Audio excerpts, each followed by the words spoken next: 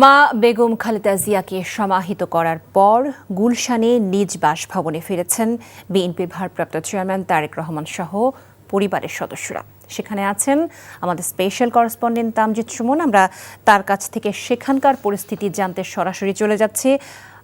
তামজিদ, তারেক রহমান দাফন কার্য শেষ করে এখন পরিবারের সদস্য সহ গুলশানের বাসভবনে অবস্থান করছেন। আমরা যেমনটি খবরে বলছিলাম, সেখানকার আর কোনো খবর আপনার কাছে আছে কিনা সেটি আমাদেরকে জানাবেন। লোপা, আমি আসলে এই মুহূর্তে গুলশানে বিএনপি চেয়ারপারসনের যে কার্যালয় সেখানে রয়েছি, সেটির সামনে রয়েছি এবং এখানে নেতাকর্মীদের ভিড় রয়েছেন এবং এখানে একটি শোকাবহ পরিবেশ রয়েছে। কারণ বিএনপি চেয়ারপারসন বেগম খালেদা জিয়ার দাফন সম্পন্ন হওয়ার পর এই যে ঐতিহাসিক একটি জানাজা হয়েছে, সাধারণ মানুষের যে সমাগম হয়েছে, সেই ঘটনার পর কার্যক্রম শেষে আসলে অনেক নেতাকর্মী এই গুলশানে বিএনপির চেয়ারপারসনের যে কার্যালয় রয়েছে সেই কার্যালয়ের সামনে আসছেন এবং এখানে ভিড় করছেন। এখানে বিকেলের পর থেকে বিভিন্ন দেশের রাষ্ট্রদূতরা এসেছেন, বিভিন্ন দেশের প্রতিনিধিরা এসেছেন। কারণ গুলশানে বিএনপির চেয়ারপারসনের কার্যালয় যেটি আছে সেখানে শোক বই রাখা হয়েছে, সেখানে আনুষ্ঠানিকভাবে শোক বইয়ে স্বাক্ষর করে যাচ্ছেন।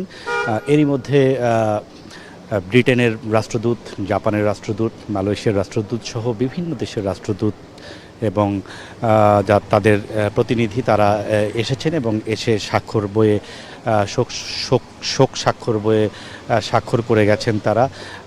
আমরা বিভিন্ন দলের রাজনৈতিক দলের নেতাকর্মী, ছোট বড় রাজনৈতিক দলের নেতাদেরকে আসতে দেখেছি, তারা প্রবেশ করেছেন এবং স্বাক্ষর করে গেছেন। এখানে বিএনপির জাতীয় স্থায়ী কমিটির বেশ কিছু সদস্য এখন কার্যালয়ের ভেতরে আছেন। আমরা কিছুক্ষণ আগে দেখেছি সালাউদ্দিন আহমেদকে প্রবেশ করতে, তিনি এখানে আছেন। আমাদেরকে জানানো হয়েছে 8:30টার সময় বিএনপির ভারপ্রাপ্ত চেয়ারম্যান তারেক রহমান এই কার্যালয়ে আসবেন, কারণ শ্রীলঙ্কার রাষ্ট্রদূতের সাথে তার একটি বৈঠক হওয়ার কথা রয়েছে, সেটি আমাদেরকে জানানো হয়েছে। 8:30টার সময় তিনি এখানে আসলে আমরা সে বিষয়ে আরও বলতে পারবো। তবে সব মিলিয়ে এখানে বিএনপির বিভিন্ন স্তরের নেতাকর্মীরা আসছেন, এখানে অবস্থান করছেন এবং বিভিন্ন রাজনৈতিক দলের নেতৃবৃন্দ এসেছেন এবং শোক বইয়ে স্বাক্ষর করে গেছেন। একটু পরেই হয়তো শ্রীলঙ্কার রাষ্ট্রদূতের সাথে একটি কলন হবার কথা রয়েছে, সেই কলনটি হলে আমরা সে বিষয়েও জানাতে পারবো। তবে আমরা এখানে সবাই অপেক্ষা করছেন। বিএনপির স্থায়ী কমিটির সদস্য বেশ কয়েকজন ভেতরে রয়েছেন। বিএনপির ভারপ্রাপ্ত চেয়ারম্যান তারেক রহমান তিনি 8:30টার সময় যদি আসেন তাহলে তিনি আসার পর একটি শ্রীলঙ্কার রাষ্ট্রদূতের সাথে একটি ছোট বৈঠক হবে।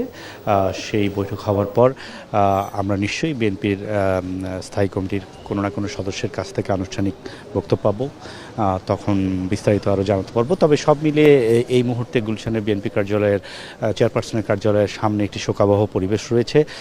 সবাই এসেছেন, বিএনপি চেয়ারপারসন বেগম খালেদা জিয়ার জন্য দোয়া করছেন এবং তার আত্মার মাগফিরাত কামনা করে সবাই এখানে কথা বলছেন। তো সর্বশেষ পরিস্থিতি গুলশান বিএনপি চেয়ারপারসন কার্যালয়ের সামনে থেকে সবশেষ পরিস্থিতি এমনটি ছিল। লোপা। দর্শক, আমরা এতক্ষণ শুনছিলাম গুলশান বিএনপি চেয়ারপারসনের কার্যালয়ের সামনে থেকে সেখানকার সবশেষ খবর।